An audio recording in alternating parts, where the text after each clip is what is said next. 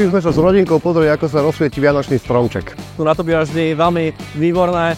Treba povedať, že sa nám úspešne podarilo rozsvietiť stromček, prišiel Mikuláš, bol to kopec detí, takže bolo to naozaj také, aké to má byť. Tá vianočná atmosféra prichádza do našeho mesta.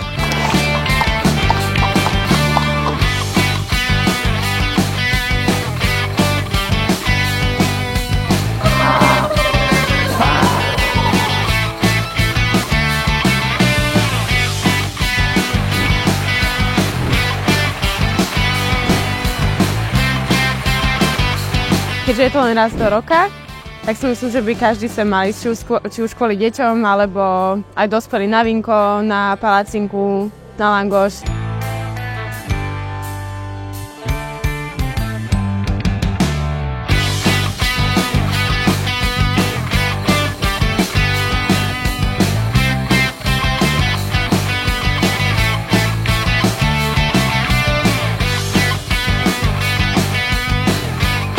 Prajeme vám krásne Vianoce a šťastný Nový rok.